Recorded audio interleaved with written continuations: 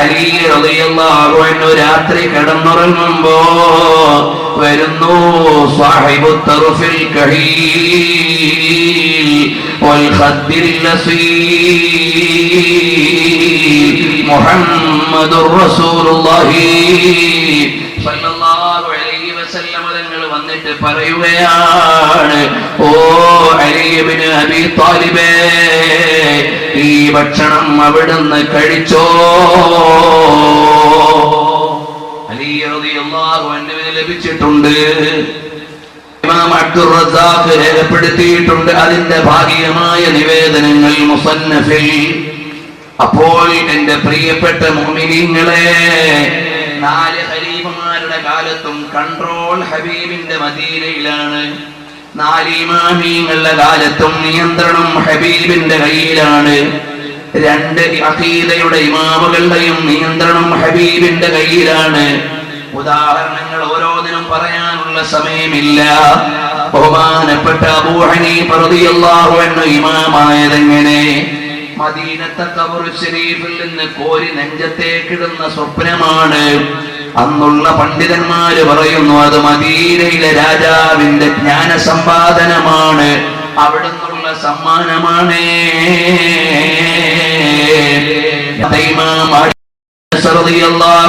ആരാണ്?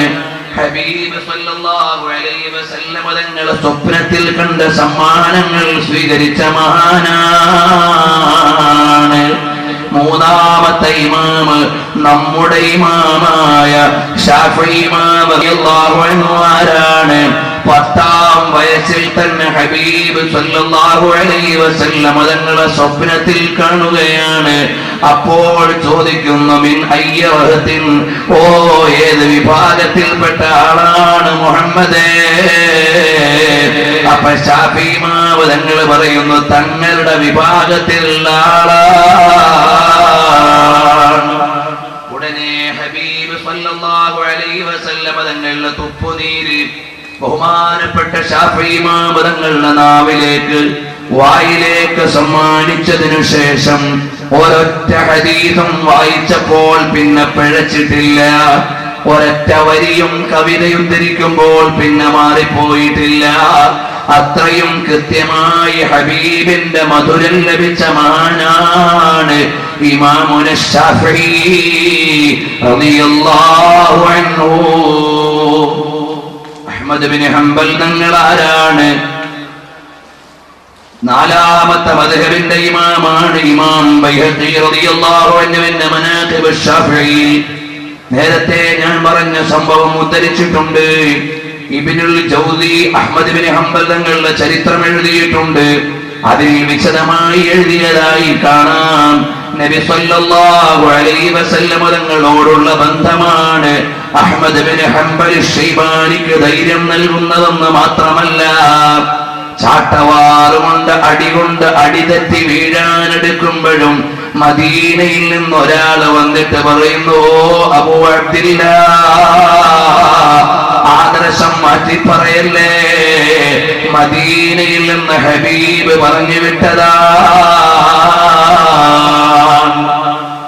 ഇങ്ങനെ 4 ഇമാമീങ്ങളും അവരുടെ വൈജ്ഞാനിക ലോകത്തെ നിയന്ത്രണങ്ങൾ മുഴുവനും എവിടെന്നാണ്? മദീനയിൽ നിന്നുള്ള കൺട്രോളാണ്. കാരണം ലോകത്തിന് മുഴുവനുമുള്ള നിയന്ത്രണം അല്ലാഹു സുബ്ഹാനഹു വ തആല അന്ത്യനാൾ വരെയുള്ള മാനവികതയുടെ നേതൃത്വം നബി സല്ലല്ലാഹു അലൈഹി വസല്ലം തങ്ങളുടെ കയ്യിൽ നൽകിയിരിക്കുകയാണ്. ഇനി ബഹുമാനപ്പെട്ട ഇമാമുൽ അശ്അരി റളിയല്ലാഹു അൻഹു ആരാണ്? ഈ പരിശുദ്ധമായ അഹ്ലുസ് സുന്നത്തി വൽ ജമാഅത്തിന്റെ നേതൃത്വത്തിലേക്ക് അശ്അരി ഇമാം തങ്ങൾ വരാനുള്ള കാരണം നബി സല്ലല്ലാഹു അലൈഹി വസല്ലം തങ്ങൾ റമളാനിലെ 3 10-ലും വന്നിട്ട് ആവശ്യപ്പെട്ടതാണെന്ന് തബീനു കദിബിൽ മുഫ്തരി എന്ന ഗ്രന്ഥത്തിൽ ഇബ്നു അസാക്കിർ രേഖപ്പെടുത്തിയിട്ടുള്ളതായി കാണാം. കാരണം വിളിക്കുന്നതാരെയാണ്? ഹബീബ് വിളിക്കുകയാണോ അബുൽ ഹസനേ, സുന്നത്ത് ജമാഅത്തിന്റെ നേതൃത്വം ഏറ്റെടുക്കണേ. ഇനിയാണ് വരുന്ന കാലം 6 ഹദീസിന്റെ ഇമാമീങ്ങളുടെ കാലം, 4 ഇമാമീങ്ങളുടെ കാലശേഷമാണ് ഇമാം ബുഖാരി റളിയല്ലാഹു അൻഹു സ്വഹീഹുൽ ബുഖാരി രചിച്ചത് മദീനയിൽ നിന്നുള്ള സമ്മതത്തോടെയാണ്. ബഹുമാനപ്പെട്ട ഇമാം മുസ്ലിം നൈസാബൂരിയുടെ രചന മദീനയിൽ നിന്നുള്ള സമ്മതമാണ്. 6 ഹദീസ് ഗ്രന്ഥങ്ങളുടെയും വ്യാഖ്യാനങ്ങൾ നിങ്ങൾ നോക്കിക്കോ, എവിടെയെങ്കിലും ഒരു സ്ഥലത്തു കാണാം അൽ മദ്ഖൽ എന്ന കുവൈത്തിൽ നിന്ന് പ്രസിദ്ധീകരിക്കുന്ന ഒരു സീരീസ് ഉണ്ട്. സഹീഹുൽ ബുഖാരിയും അതിന്റെ രചയിതാവും സഹീഹു മുസ്ലിമും അതിന്റെ രചയിതാവും അതുപോലെ സ്വഹാഹിന്റെ ഇമാമിങ്ങളെ മുഴുവനും അടയാളപ്പെടുത്തി ചരിത്രം പറയുമ്പോ എല്ലാവരുടെയും ബന്ധം ഇലാ മദീനത്തി റസൂലില്ലാഹ് സല്ലല്ലാഹു അലൈഹി വസല്ലമ തങ്ങളിലേക്കാണ്. ഇനി നോക്കൂ, ഞാൻ വേഗമങ്ങ് പറഞ്ഞു പോവുകയാണ്. ഇതെല്ലാം ഓരോ ദിവസം പറയാൻ മാത്രം വിസ്തൃതിയുള്ള വിഷയങ്ങളാണ്. റബ്ബിന്റെ തൗഫീഖ് കൊണ്ട് ഇമാമുകളെ കുറിച്ച് മാത്രം പറഞ്ഞ 15 മണിക്കൂർ CD നിങ്ങൾക്കൊക്കെ ലഭിക്കുന്നതാണ്. 4 മദ്ഹബിന്റെ ഇമാമുകളെയും അതിൽ ലളിതമായി അവതരിപ്പിച്ചിട്ടുണ്ട്. അപ്പോൾ ലോകത്തിന്റെ നേതാവ് സ്വല്ലല്ലാഹു അലൈഹി വസല്ലം തങ്ങൾ ഓരോ കാലഘട്ടത്തിലും ഇടപെടുകയാണ്. അപ്പോൾ പറയും, അല്ല, ഇമാം ബുഖാരി തങ്ങളെ വിമർശിച്ചവരില്ലേ? വിമർശിച്ചവര് ചരിത്രത്തിൽ നിന്ന് നീങ്ങിപ്പോയതല്ലാതെ ഇമാമിന്റെ അഡ്രസ് കുറഞ്ഞിട്ടില്ല. ഇമാം അശ്അരി തങ്ങളെ എതിർത്തവരില്ലേ? എതിർത്തവര് പത്തിമടക്കി എന്നല്ലാതെ ഇമാമുൽ അശ്അരി തങ്ങളുടെ വിലാസം പോയിട്ടില്ല. ഇമാം ശാഫിഈ തങ്ങൾക്ക് എതിരാളികൾ ഉണ്ടായിരുന്നു. ഇമാം അബൂ ഹനീഫ തങ്ങൾക്ക് എതിരാളികൾ ഉണ്ടായിരുന്നു. അഹ്മദ് ബിൻ ഹംബൽ ശൈബാനി തങ്ങളെ തല്ലി പഴുപ്പിച്ചിട്ട് ഒരു നാര് പോലെയായി. ഇത് അനസിന്റെ മോനാണോ എന്ന് ചോദിക്കുന്ന വിധത്തിൽ അതാ മഹാനവറുകൾ മെലിഞ്ഞു പോയി എന്ന് അതാ ചരിത്രകാരന്മാര് രേഖപ്പെടുത്തിയില്ലേ?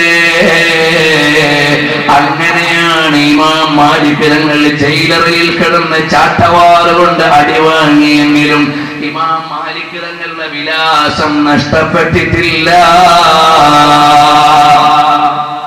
അപ്പോൾ പീഡനം അനുഭവിക്കുക, എതിരാളികൾ ഉണ്ടാവുക, വിമർശനങ്ങൾ നേരിടുക, ആരോപകന്മാരെ അതിജയിക്കുക, ഇതെല്ലാം ഈ പറയപ്പെട്ട ഇമാമിങ്ങൾക്ക് മുഴുവനുമുണ്ട്. പക്ഷേ എതിർത്തവരെ ചരിത്രം മറന്നുപോയി, വിമർശിച്ചവരെ ചരിത്രം മറപ്പിച്ചു കളഞ്ഞു. ഇമാമിങ്ങൾ ഊതിക്കാച്ചിയ പൊന്നുപോലെ ജ്വാലയോടെ പ്രഭാവത്തോടെ ഉയർന്നു നിൽക്കുകയാണ്.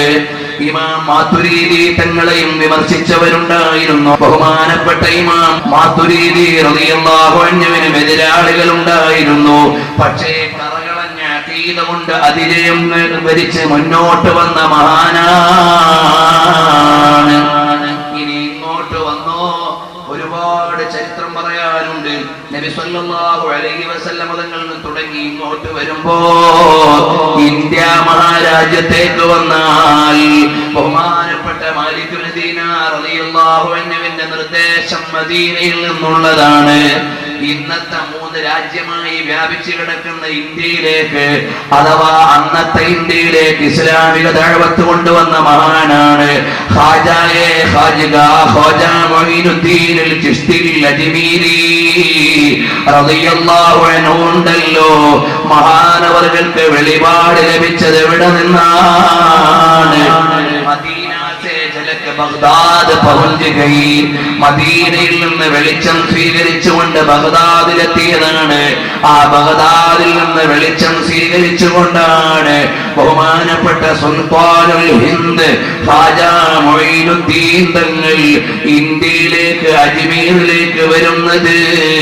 ആ ഖാജാ തങ്ങളെയും അജ്മീറിലേക്ക് പറഞ്ഞു വിട്ടത് ഹാറൂനി തങ്ങളെന്ന ഉസ്താദിന്റെ കൂടെ സിയാറത്തിന് ചെന്നപ്പോ മദീനയിൽ വിശ്രമിക്കുന്ന രാജാവാ.